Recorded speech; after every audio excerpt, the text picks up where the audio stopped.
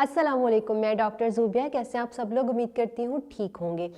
आज का हमारा सेशन जो है, जिस डिज़ीज़ के ऊपर हम बात करेंगे, जो प्रॉब्लम के ऊपर हम बात करेंगे, वो बहुत ही ज़्यादा कॉमन है।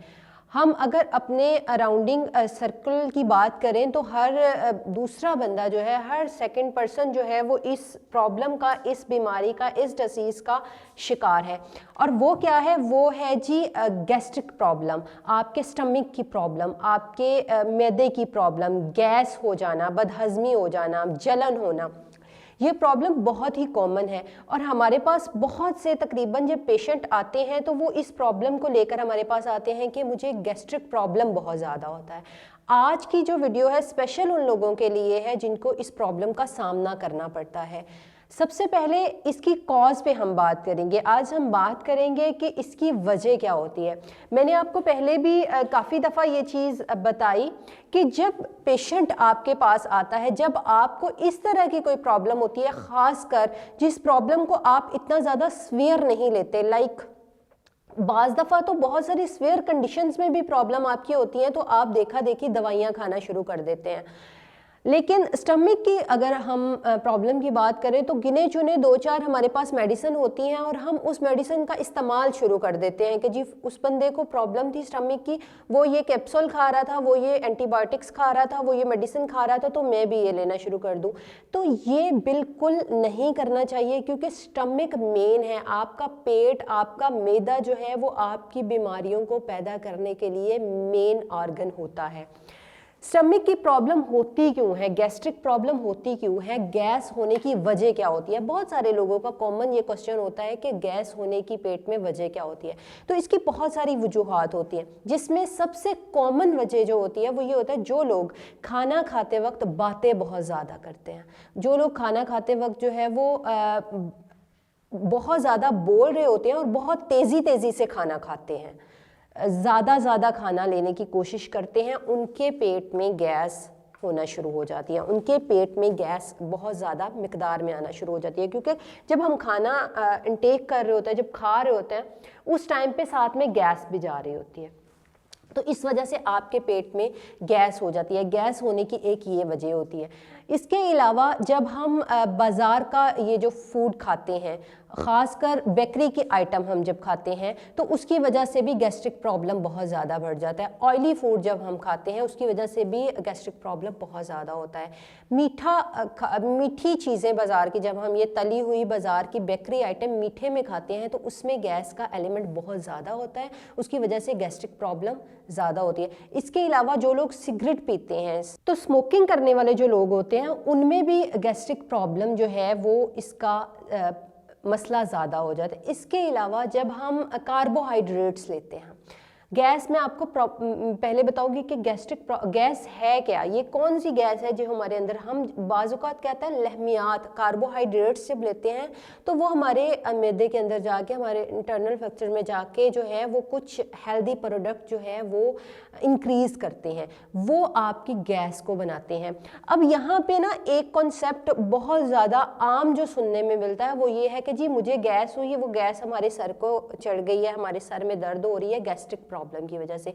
सेकंड क्या होता है, गैस्ट्रिक प्रॉब्लम की वजह से वो कहते हैं आपके हार्ट में पेन हो रही है, इस वजह से भी। तो ये थोड़ा सा मिसकॉन्सेप्ट हो जाता है, समझ नहीं आती कि ये जो आपके हार्ट में पेन है या आपके सर में दर्द है, ये गैस्ट्रिक प्रॉब्लम की वजह से हो रही है या किसी और प्रॉब्लम की वजह से हो रही है। तो इस वजह को जानने के लिए जो है वो हमें डॉक्टर के साथ, अपने फिजिशियन के साथ पहले अकोमोडेट करना चाहिए, उनको बताना चाहिए। इसके अलावा गैस्ट्रिक प्रॉब्लम किन लोगों को ज़्यादा हो सकती है जी, आप अगर फैटी हैं, मोटे हैं, एक्सरसाइज नहीं करते, आप एक जगह पे, आपका वर्किंग ऐसी है कि आप सुबह को जाते हैं, नाश्ता करते हैं और जाके वहाँ बैठ जाते हैं, बस सिटिंग का वर्क ज़्यादा है, वहाँ बैठे रहते हैं और शाम को उठते हैं, या जो भी खाते पीते हैं आप उसको चल फिर के जो है वो उसको हज़म करने की कोशिश नहीं करते, वर्जिश नहीं करते, एक्सरसाइज नहीं करते, आप किसी किस्म की कोई जिम यूज़ नहीं करते, तो आपको गैस्ट्रिक प्रॉब्लम, याद रखें, बहुत ज़्यादा जल्दी उसका असर होना शुरू हो जाता है। वेट अगर आपका बहुत ज़्यादा है तो उसकी वजह से भी गैस की प्रॉब्लम होनी शुरू हो जाती है। इसके अलावा हार्मोन्स की अगर प्रॉब्लम है, हार्मोनल प्रॉब्लम की वजह से जो है वो गैस्ट्रिक प्रॉब्लम बहुत जल्द होना शुरू हो जाती है। कैफीन के इस्तेमाल से, चाय के इस्तेमाल से भी जो है वो गैस्ट्रिक, बदहजमी, इस तरह की जो है वो प्रॉब्लम शुरू हो जाती है। इसके अलावा मैदे का इन्फेक्शन अगर है, अंतरियों का आपका कोई इन्फेक्शन है, स्टमक का कोई प्रॉब्लम है, तो उसकी वजह से भी जो है वो गैस आपको बहुत ज़्यादा हो सकती है। इसके अलावा आप अगर कोई और मेडिसिन खा रहे हैं, किसी और डिजीज़ के लिए, किसी और प्रॉब्लम के लिए मेडिसिन खा रहे हैं ना, तो उस मेडिसिन की वजह से आपको गैस्ट्रिक प्रॉब्लम हो सकती है। अच्छा, यहाँ जो मेन बात मैंने आपको बतानी है वो ये है कि मेडिकेशन जो है वो तो एक हमारे पास सॉल्यूशन है ही। जब हमारे साथ कोई प्रॉब्लम हो जाती है तो हमारे पास मेडिसिन जो है वो तो हल है ही। मैदे की प्रॉब्लम के लिए, आपकी गैस्ट्रिक प्रॉब्लम के लिए, आपकी एसिडिटी के लिए, आपके किसी भी स्टमक प्रॉब्लम के लिए।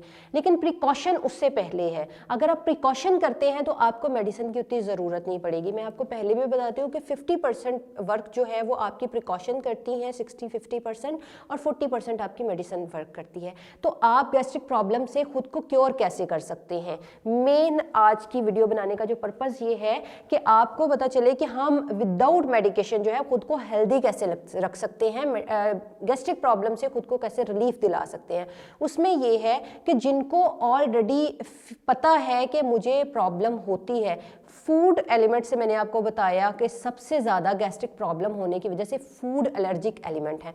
जैसे कि किसी बंदे को पता चल जाता है कि मुझे ये चीज़ खाने से गैस हो जाती है। बाज़ लोगों को ये जो मिल्क प्रोडक्ट होते हैं, दूध की बनी हुई चीज़ें होती हैं, उनसे गैस का बहुत ज़्यादा मसला होता है। बाज़ लोगों को अनाज से होता है, बाज़ लोगों को कोई फ्रूट ऐसा होता है जैसे अंगूर हो गए, अदर थिंग, कुछ सब्जियां होती हैं जैसे गोभी हो गई, मटर हो गए, दालें हो गई, उनसे भी गैस का इशू बनता है।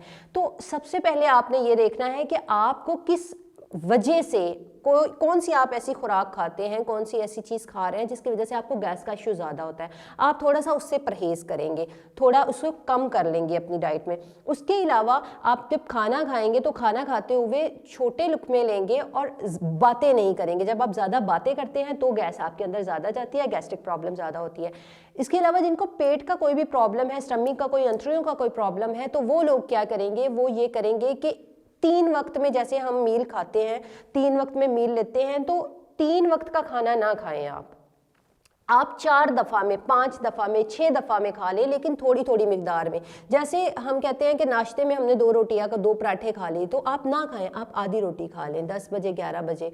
तो पॉजेज़, थोड़े थोड़े पॉजेज़ के साथ जो है वो दिन में आप 4 से 5 दफ़ा खा लें, थोड़ा थोड़ा खा लें, लेकिन एक दफ़ा में ही आप ना खाएं। जब आप एक दफ़ा में ही खाते हैं तो आपका पेट जो है वो फूल जाता है, गैस्ट्रिक प्रॉब्लम ज़्यादा होती है। जब आप थोड़ा थोड़ा खाएंगे तो उससे क्या होगा, वो हज़म भी उस तरीके से होगा और ये गैस का आपको इशू भी नहीं होगा। इसके अलावा आप जो मेडिसिन लेते हैं ना, बाजू का स्टमक पेन की वजह से या गैस की वजह से कुछ लोग जो है वो फक्कियाँ खा रहे होते हैं, इस तरह की चीज़ें खा रहे होते हैं, उससे भी थोड़ा सा परहेज करें, अवॉइड करें। मेन सिम्टम की तरफ अपने फिजिशियन के पास जाके अपनी प्रॉब्लम बताएं ताकि आपको वो उस प्रॉब्लम के अकॉर्डिंगली डायग्नोज करके वो मेडिसिन दे। खुद से मेडिसिन ना खाएं। जब आप खुद से इस प्रॉब्लम की मेडिसिन खाएंगे तो ये बेस है, आपके स्टमक की जितनी भी बीमारियां उनकी बेस में ये आएगा, और जब बेस ख़राब हो जाएगी तो फिर आपको मज़ीद बीमारियां होती जाएंगी। तो आपने क्या करना है, आपने एक तो खाना जो है वो अगर 2 टाइम खाते हैं तो उसको 4-5 टाइम में भी डिवाइड कर लें, लेकिन थोड़ा थोड़ा खाएं, एकदम से मत खाएं।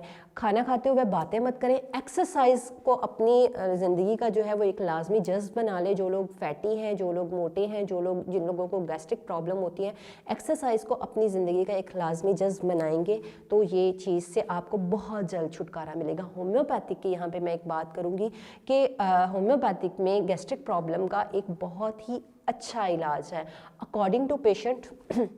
होम्योपैथिक में मैं आपको एक बात बताऊं कि हम मरीज़ का इलाज करते हैं। होम्योपैथिक में मरीज़ का, पेशेंट का इलाज होता है। तो पेशेंट का इलाज किस तरीके से होता है कि उस वजह को ख़त्म किया जाता है जिस वजह से वो प्रॉब्लम हुई है। इस वजह से हिस्ट्री लेकर प्रॉपरली आप डॉक्टर के पास जाएं, अपने फिजिशियन के पास जाएं, उनको अपनी पूरी हिस्ट्री दें और उसके बाद जो है वो इस चीज़ को डायग्नोज करवा के उसकी मेडिकेशन लें, ना कि खुद से मेडिसिन खाएं। और सबसे अहम कि प्रिकॉशन लाजमी करेंगे। प्रिकॉशन करेंगे तो आपको आहिस्ता आहिस्ता फील होना शुरू हो जाएगा कि आपको ये जो गैस्ट्रिक का प्रॉब्लम है इससे छुटकारा मिल सकता है। आज के वीडियो में इतना ही। इंशाल्लाह आपसे दोबारा मुलाकात होगी, दोबारा बात होगी एक नए सेशन, एक नई प्रॉब्लम के साथ। तब तक के लिए अल्लाह हाफ़िज़।